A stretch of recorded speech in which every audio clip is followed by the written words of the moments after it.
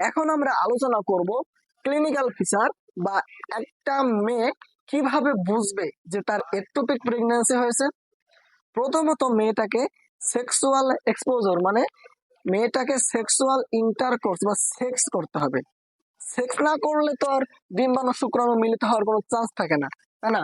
তো এটা ইনশিওর করতে হবে, কারণ ওই মেয়েটা তো জানে যে সে সেক্সুয়াল ইন্টারকোর্সে লিপ্ত হয়েছে।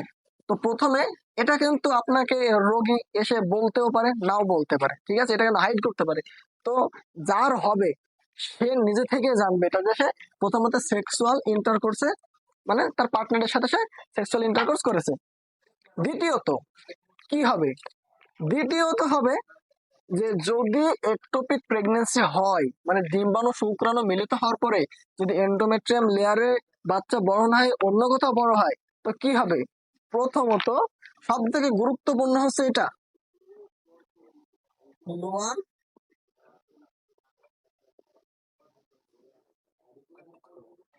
Lower abdominal pain. Lower abdominal pain হবে, লোয়ার অ্যাবডোমানে খুবই বেশি পরিমাণে এটা ব্যথা হবে। এখন যখন খুবই বেশি পরিমাণে ব্যথা হবে, তখন একটা মেয়ে কিন্তু চিন্তা করতে পারে এটা তার পিরিয়ডের ব্যথা, কিন্তু এটা পিরিয়ডের ব্যথা না। কিভাবে বুঝবা? এটা শিওর হওয়ার জন্য আমাদের 3 নম্বর কন্ডিশন হচ্ছে এমেনোরিয়া।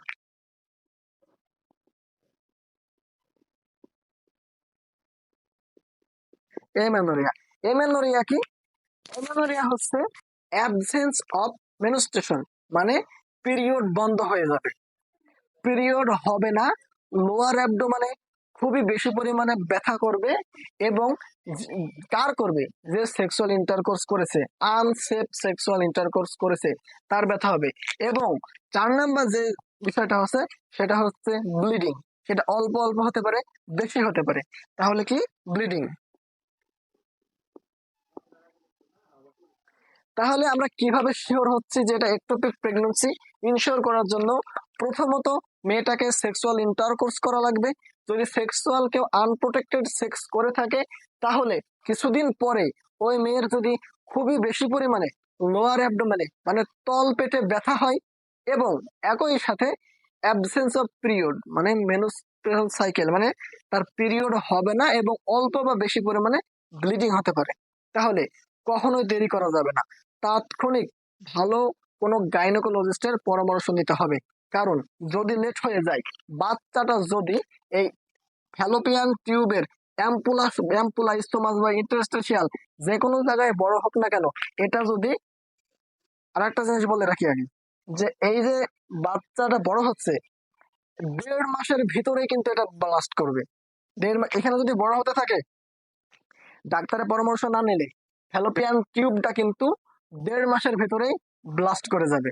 তো যখনই লোয়ার অ্যাবডোমিনাল পেন, তারপর পিরিয়ড হবে না, ব্লিডিং হবে, তাৎক্ষণিক কোনো ভালো গাইনোকোলজিস্টের পরামর্শ নিতে হবে, এবং তার একটা ভালো ট্রিটমেন্ট নিতে হবে। যত লেট হবে তত কিন্তু মায়ের ক্ষতি, মৃত্যুর মুখোমুখি হয়ে যাবে, এবং এই ফ্যালোপিয়ান টিউবটা কেটে ফেলে দিলে কিন্তু সে আর কোনোদিন মা হতে পারবে না। তো আমরা বুঝলাম যে কিভাবে আমরা বুঝবো যে একটা মায়ের একটোপিক প্রেগন্যান্সি হয়েছে। এখন আমরা জানবো কেন একটোপিক প্রেগন্যান্সি হয় বা কি কারণে হতে পারে, রিস্ক ফ্যাক্টর সম্পর্কে এখন আমরা জানবো। এখন আমরা আলোচনা করব যে একটোপিক প্রেগন্যান্সির রিস্ক ফ্যাক্টর বা কি কারণে একটোপিক প্রেগন্যান্সি হয় বা হতে পারে বা হওয়ার সম্ভাবনা বেশি। প্রথমত ইনফেকশন। ইনফেকশনের কারণে কিন্তু একটোপিক প্রেগন্যান্সিটা হয়। আমি এটা লিখে দিই, ইনফেকশন। ইনফেকশন হচ্ছে পিআইডি, পেলভিক ইনফ্লামেটরি ডিজিজ। এটা নিয়ে পরবর্তীতে আমরা আলোচনা করব। এতটুকু জেনে রাখেন, পিআইডি হচ্ছে মানে সেক্সের মাধ্যমে যে ইনফেকশনটা হয় সেটাই হচ্ছে পিআইডি। এতটুকু প্রাথমিক ধারণা আপনারা জেনে রাখেন। তো এটা আমাদের এই ফিমেল রিপ্রোডাক্টিভ সিস্টেমের অ্যাম্পুলাতে কিভাবে আসবে?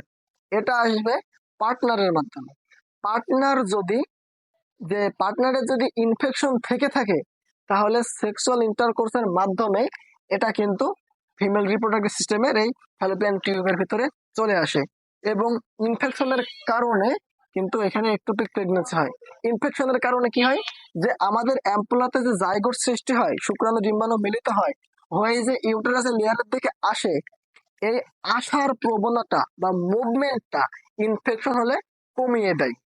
কমিয়ে দিলে কি হয়, এটা এখানেই বসে যাওয়ার চেষ্টা করে, যেখানে মিলিত হয় মানে যেখানে জাইগোট তৈরি হয় ওখানেই বসে যাওয়ার মানে সম্ভাবনা সব থেকে বেশি থাকে, এখানেই বসে যায়।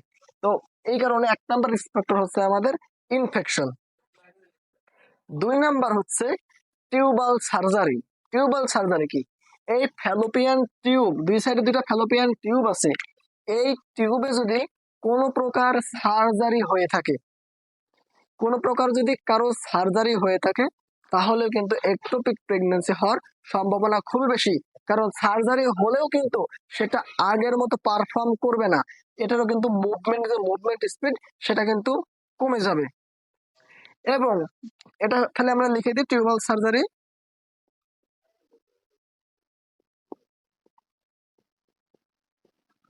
এবং 3 নাম্বার যেটা হচ্ছে সেটা কিন্তু আরো গুরুত্বপূর্ণ। কি গুরুত্বপূর্ণ? 3 নাম্বার হচ্ছে ওসিপি। ওসিপি হচ্ছে oral contraceptive pill.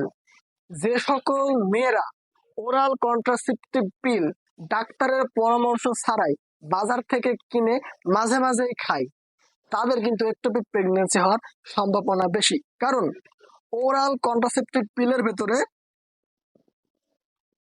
Progesterone progesterone নামক এক ধরনের হরমোন আছে, যেটা কি করে, যখন একটা মেয়ে ওসিপি খায় তখন এই প্রোজেস্টেরন হরমোনের লেভেলটা কিন্তু বেড়ে যায়।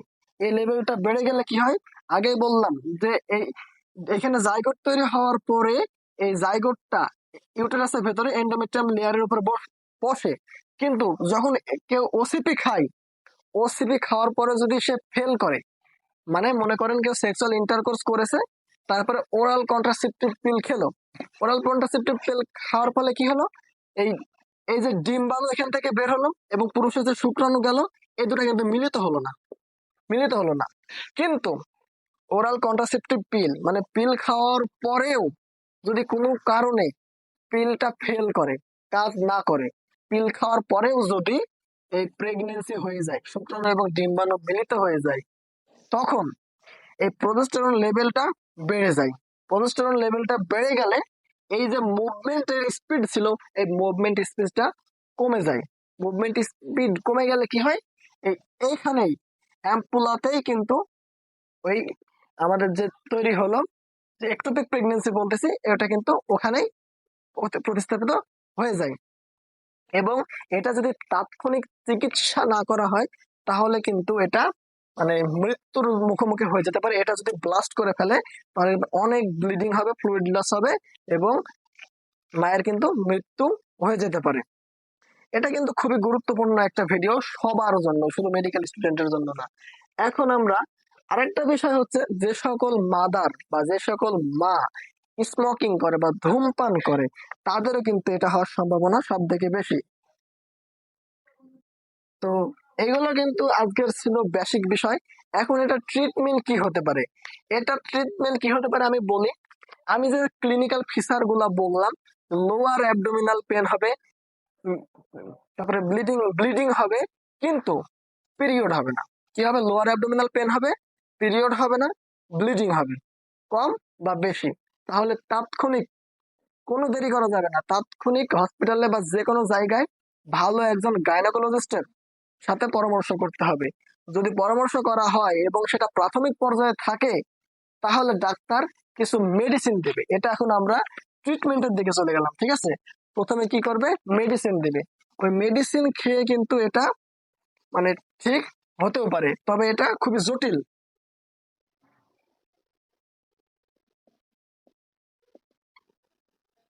মেডিসিন। এবং এটা যদি লেট হয়ে যায়, যে কেউ গেল না, যে সে প্রেগনেন্সি মনে করে গেল না, সেই কারণে যদি লেট হয়ে যায় বা এটা এটা ফুলে গেছে, ফাটবো ফাটবো অবস্থা কিন্তু ফাটেনি,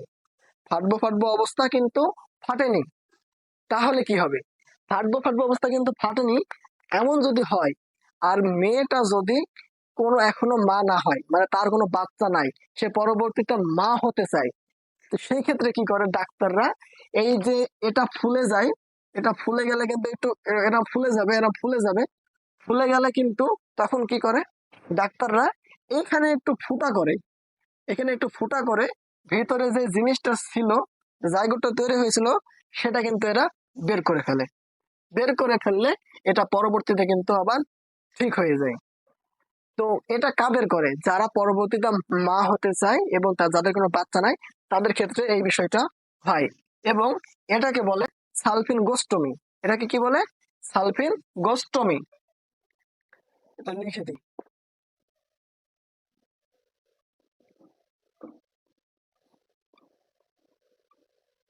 এটাকে বলে সালফিন গোস্টমি।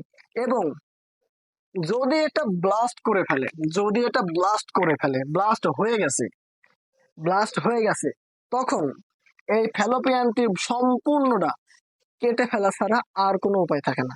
তখন ফ্যালোপিয়ান টিউবটা কেটে ফেলতে হবে এবং তার মা হওয়ার সম্ভাবনা খুবই কম, কমে যায়। তাদের একটা মাত্র টিউব থাকছে, এটা খুবই কম কমে যাচ্ছে।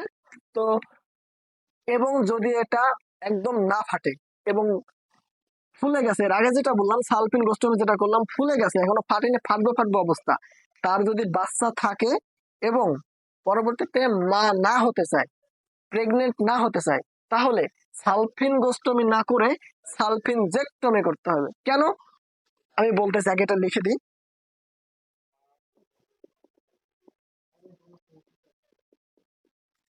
সালফিন জেক্টমি করতে হবে কারণ এটা যদি ফুটা করে বের করে ফেলা হয়, এটা বের করে ফেললো কয়দিন পরে ফ্যালোপিয়ান টিউবটা ঠিক হয়ে গেল, কিন্তু আগেই আমি বলেছি যদি কোনো প্রকার ফ্যালোপিয়ান টিউবে সার্জারি করা হয়, তাহলে এই ফ্যালোপিয়ান টিউবের ভিতরে মুভমেন্ট স্পিডটা কমে যায়।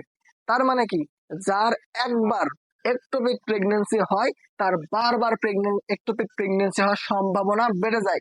আর একটোপিক প্রেগনেন্সি যতবার হবে, যদি 1.5 মাসের ভিতরে কোনো প্রপার ট্রিটমেন্ট না করে, এই ফ্যালোপিয়ান টিউবটা ফেটে যাবে, অতিরিক্ত রক্তক্ষরণ হবে, ব্লিডিং হবে এবং মায়ের মৃত্যু হয়ে যাবে যদি প্রপার ট্রিটমেন্ট না পাই। তাই এই যেন পরবর্তীতে এটা ফেটে না যায়, তাই এটা ফ্যালোপিয়ান টিউবটা সম্পূর্ণ কেটে ফেলে। আজকের ভিডিওতে এতটুকুই, আশা করি সবাই ভালো মতো বিষয়টা বুঝতে পারছেন। যদি বুঝতে না পারেন, ভিডিওটা 2-3 বার দেখবেন। আশা করি সবাই একটু প্রেগনেন্সি সম্পর্কে বিষয়টা ক্লিয়ার।